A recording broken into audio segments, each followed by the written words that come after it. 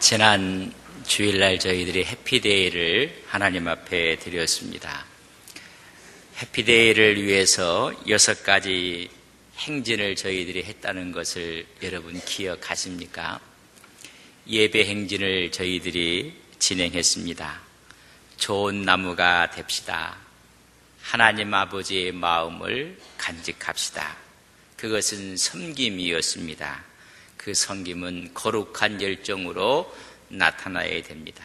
바로 그것이 복음의 능력이었습니다.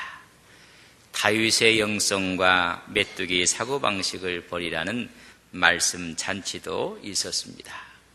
전도 행진을 했습니다. 종이 전도지를 갖고 남녀 성교회가 4번에 걸쳐서 전도를 했습니다. 또한 저희들이 기도 행진을 진행해 왔습니다. 저녁 8시에 어김없이 교회 학교 각 전도팀 남녀 성교회가 모여서 기도회를 했습니다. 가장 하나님께서 기뻐하시는 예배, 기도, 전도를 저희들이 해왔습니다. 새생명 전도대가 월요일부터 토요일까지 8개 팀이 한 날씩을 한 요일을 지정해서 전도를 했습니다. 매주 목요일 날 5번에 걸쳐서 복음 행진 여러분 훈련하고 말씀을 나누었습니다. 금요 구역회가 끝나면 각 구역별로 지역별로 전도지 전도를 하는 리더 행진을 했습니다. 이런 모든 주역들이 바로 우리 온 성도님들이었습니다. 우리 모두가 주인공의 역할을 감당했습니다. 다시 말하면 해피데이의 주인공은 바로 우리 온 성도님들이었습니다.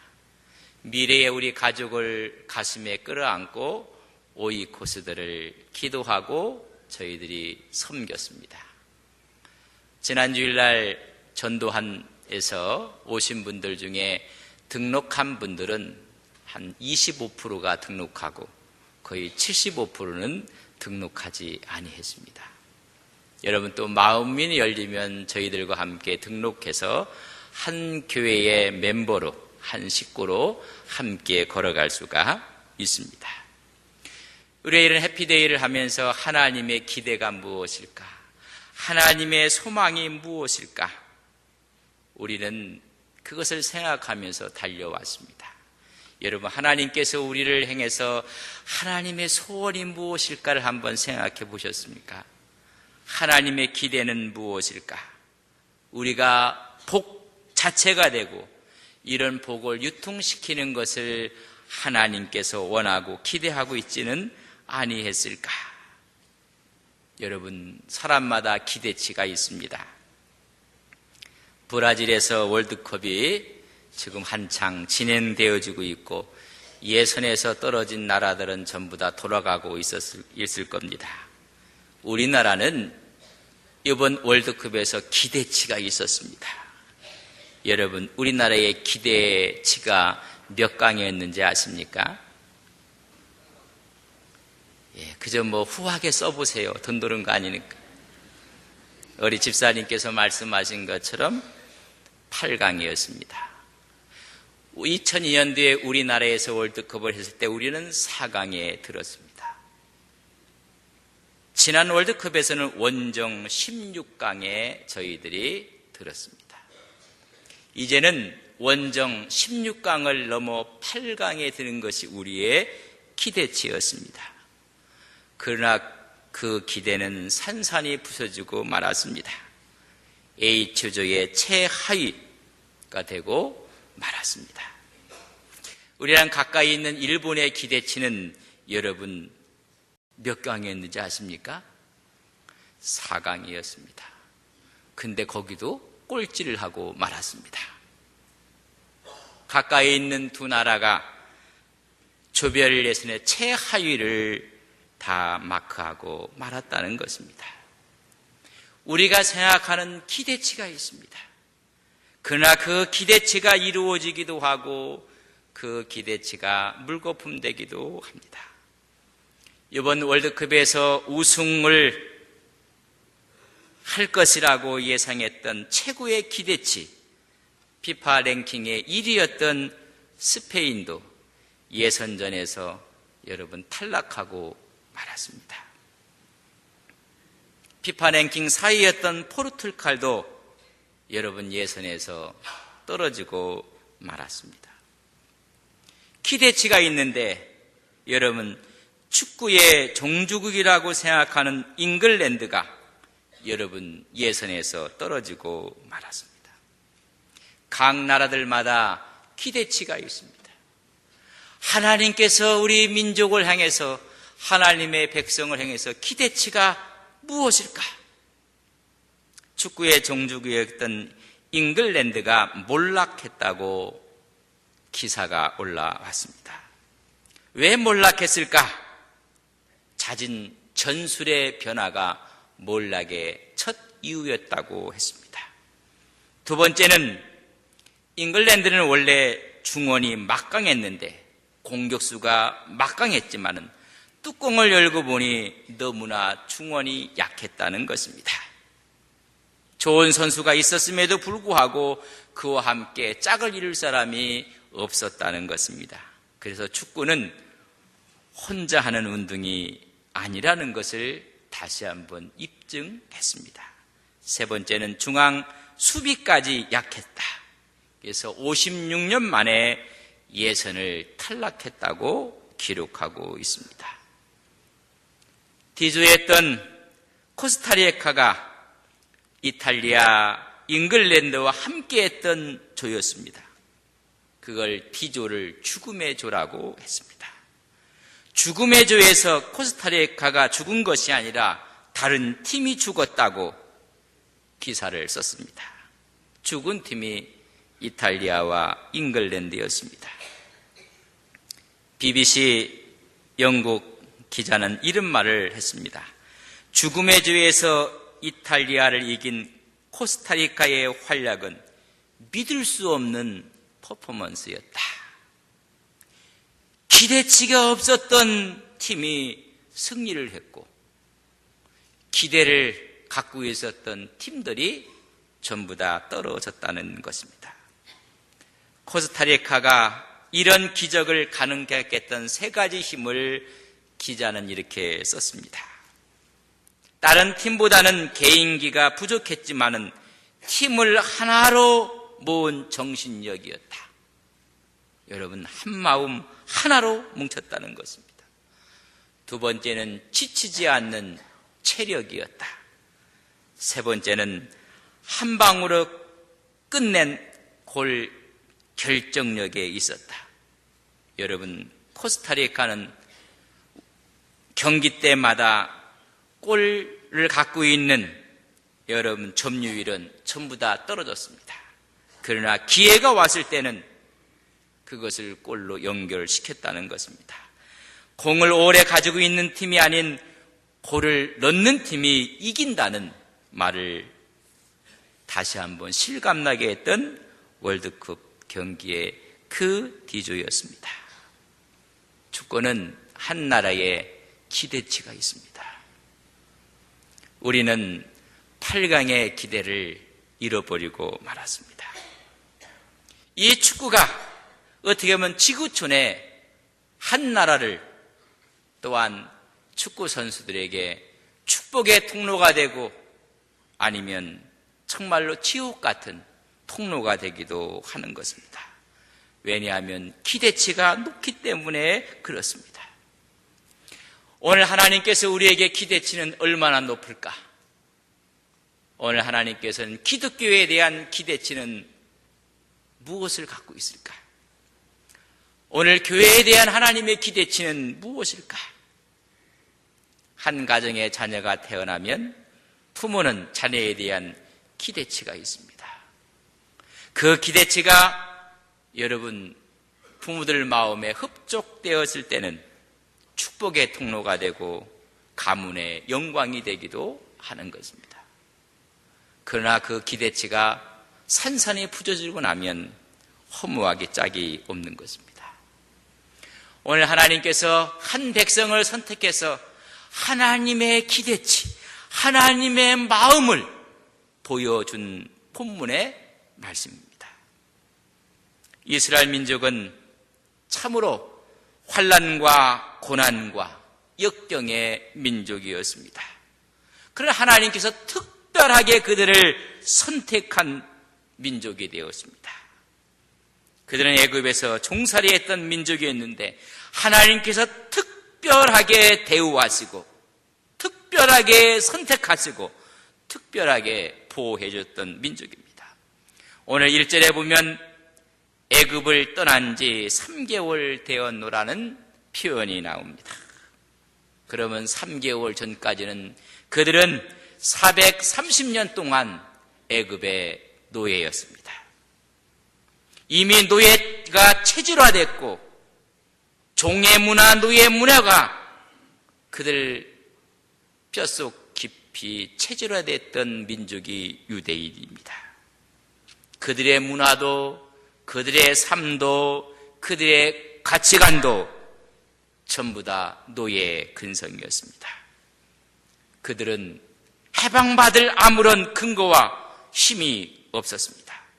근데 오늘 말씀 1절에 보면 그 애굽을 떠난 지가 3개월 됐다는 이야기는 해방을 맞은 지가 3개월 되었다는 것입니다. 기적적인 방법으로 하나님께서 모세를 통해서 출애굽시켰습니다. 4절 전반부에 보면 내가 애굽 사람에게 어떻게 행하였음을 너희가 보지 아니했느냐라고 기록하고 있습니다. 애굽에서 그들이 섬겼던 신들, 그들을 다 무력화시키고 모세의 영도 아래 출애굽하고 말았습니다.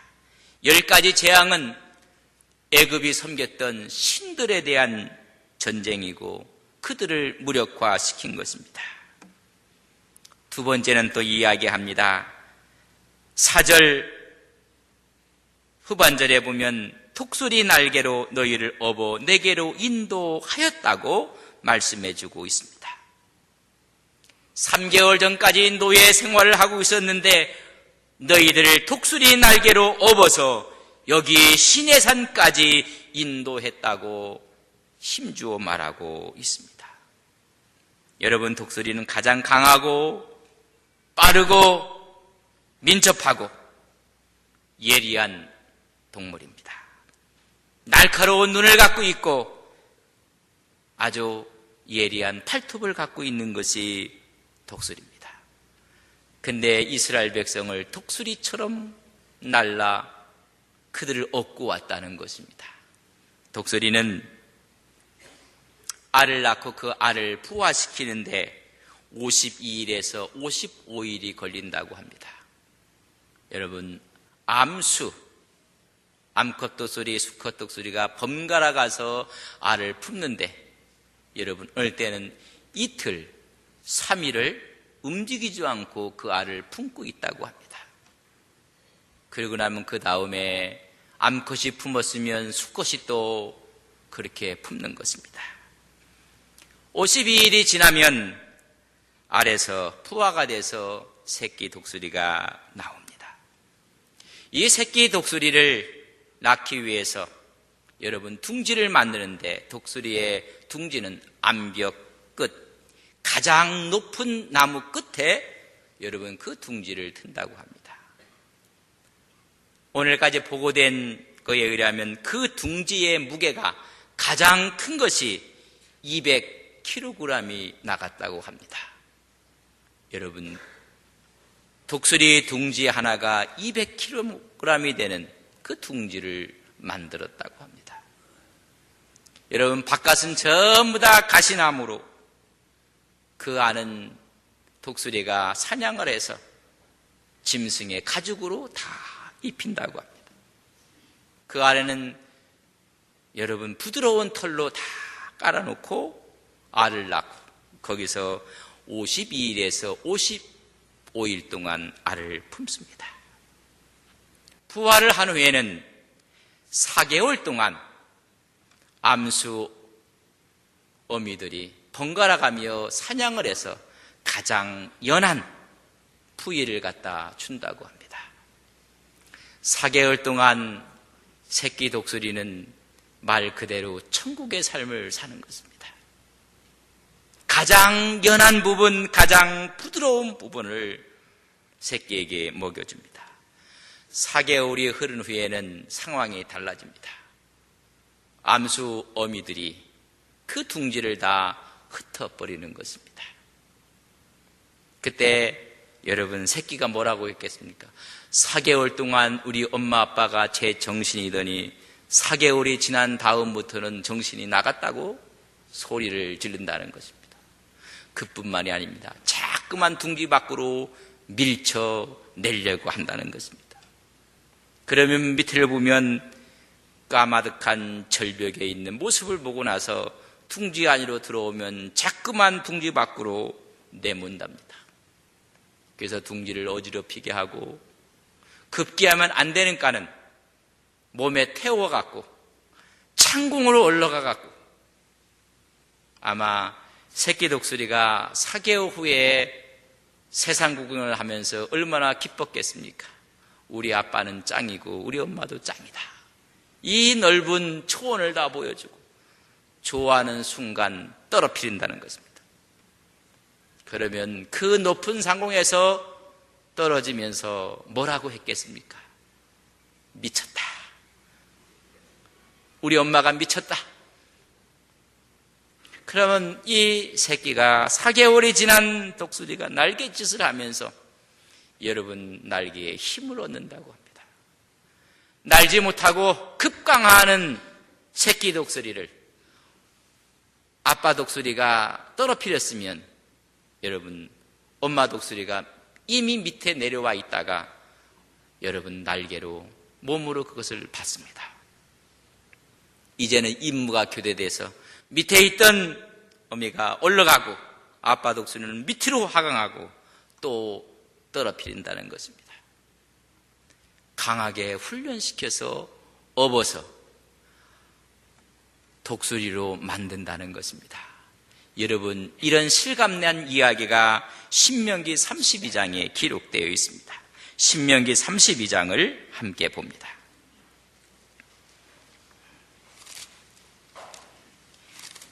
신명기 32장 11절 말씀입니다.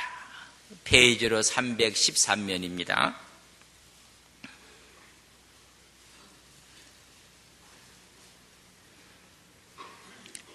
(32장) 11절을 저랑 같이 보겠습니다. 같이 봅니다.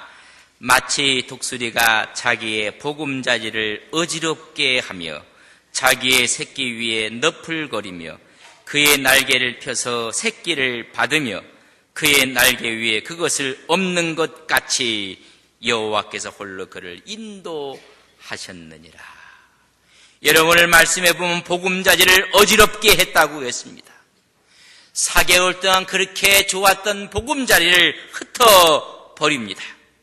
그리고 날개 위에 그를 얹고 떨어뜨려 밑으로 떨어지는 것을 날개 위로 그를 또 받아 업어서 훈련을 시키는 것입니다.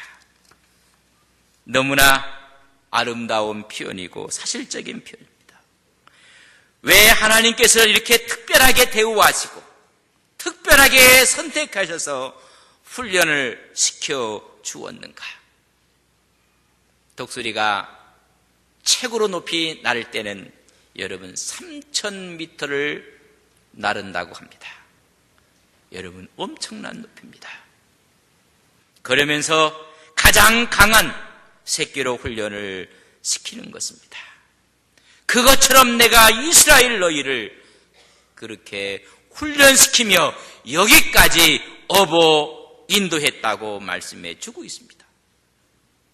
왜 그럼 인도하셨습니까? 왜 보호하셨습니까? 하나님의 기대치가 있기 때문에 그렇습니다. 여러분의 자식들을 공부를 시키고 과외를 시키고 학원을 보내고 특수한 교육을 시키십니까? 부모가 생각하는 기대치가 있고 이 자식이 훗날 살아갈 때 좀 더 행복하게 해주시고요. 하나님의 기대치는 무엇이었을까? 왜 이들을 그렇게 훈련하며 강하게 그렇게 한 이유가 무엇일까? 그의 기대치는 5절과 6절에 세 가지로 기록해 놓고 있습니다. 내 소유로 만들고 싶다는 하나님의 기대입니다. 이 세상의 제사장 나라로 만들고 싶은 하나님의 소원입니다. 또 하나는 거룩한 백성으로 만들고 싶어하는 하나님의 마음입니다. 내 소유, 주인이 아끼고 소중히 여기는 귀중품을 소유라고 합니다.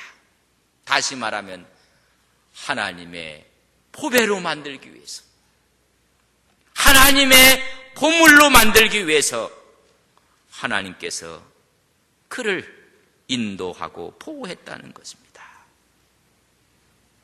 여러분, 우리는 하나님 앞에 보화들이 되어야 됩니다.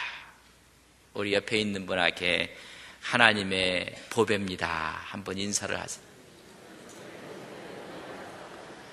예, 하나님의 보배가 그렇게 얼굴이 이그러진 보배는 없습니다. 여러분, 보석은 빛이 납니다. 왜 그들을 그렇게 했습니까? 너는 나의 보배가 되라는 것입니다. 가장 귀한 하나님의 보물이 되기를 원하는 것입니다. 두 번째는 제사장 나라가 되라고 그렇게 하신 것입니다. 하나님과 인간 사이를 매개할 수 있는 중보자, 하나님의 마음을 알고 사람의 마음을 알아 하나님 마음을 전달해 줄 사람, 하나님의 복을 나누어 줄 사람, 그 사람을 만들기 위한 하나님의 기대였습니다.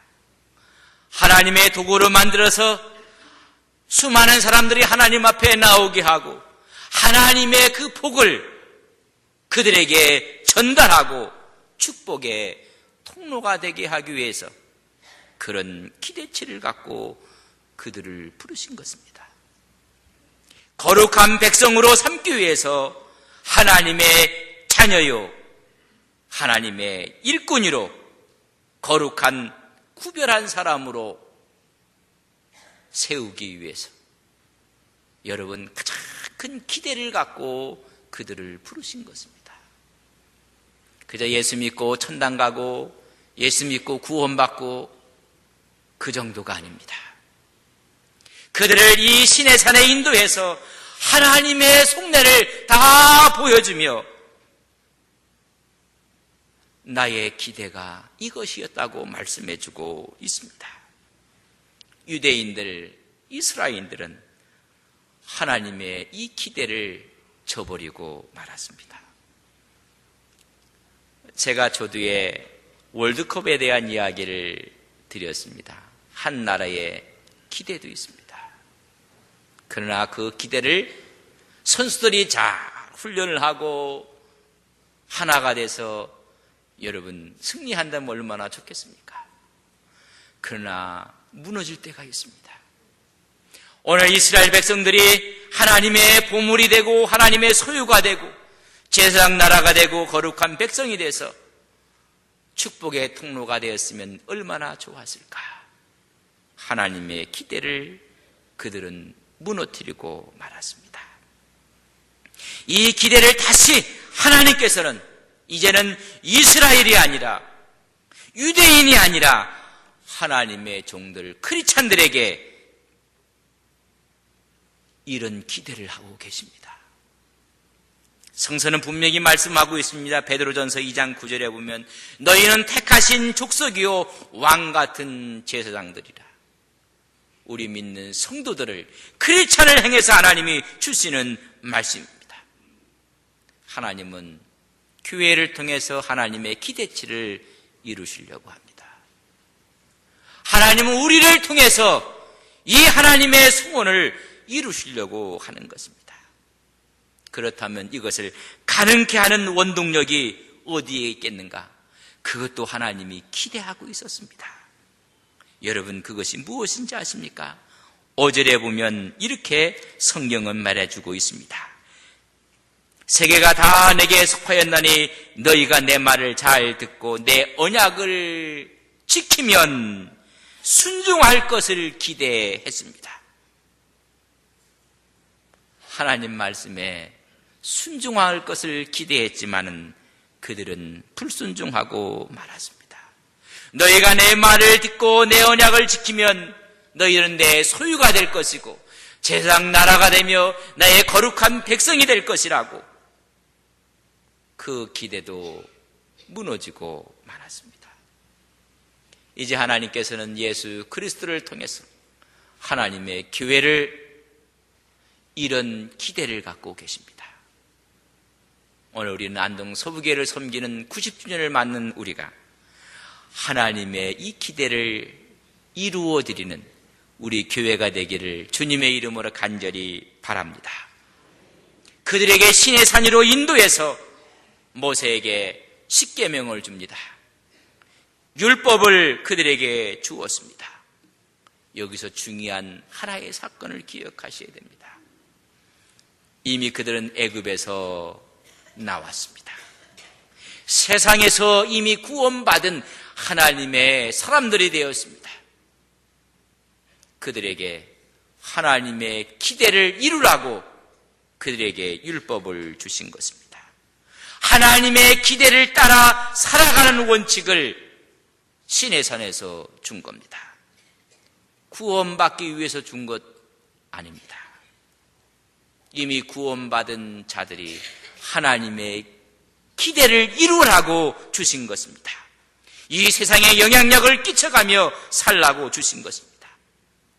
내 소유가 되고 제사장 나라가 되고 거룩한 백성으로서 축복된 자, 축복을 나누어주는 통로가 되기 위해서 부르신 것입니다. 여러분, 우리를 하나님 말씀을 율법을 지킨다고 구원받는 것이 아닙니다. 예수 그리스도로 우리는 이미 구원을 받았습니다. 그 자들에게 하나님께서 이제는 그렇게 살아가는 삶의 원칙을, 기대를 주시는 것입니다. 이스라엘 민족이 하나님을 만남으로 축복의 통로가 되었습니다. 그러나 이것을 그 기대에 미치지 못했습니다. 우리 주님께서 예수 그리스도를 이 땅에 보내심으로 예수를 만난 사람들, 그 사람들을 하나님께서 축복의 통로로 쓰시고자 하십니다. 그렇기 때문에 예수를 만난 사람들은 복된 인생이 되어야 됩니다. 축복의 통로가 되어야 됩니다. 우리는 이 복음을 전해야 되며 이 복을 나누어주는 사람이 되어야 됩니다. 하나님의 축복을 유통시키는 사람, 제사장으로 우리를 불러주신 그 하나님 앞에 이제는 축복의 통로가 돼서 우리를 만나는 사람들마다 이 세상에서 승리하는 믿음의 역사가 있어야 될 줄을 믿습니다. 예수 전하는 것으로 단지 천당 가는 것으로 끝나는 것이 아니라 이 세상에서 하나님의 보배로 살아가는 것입니다.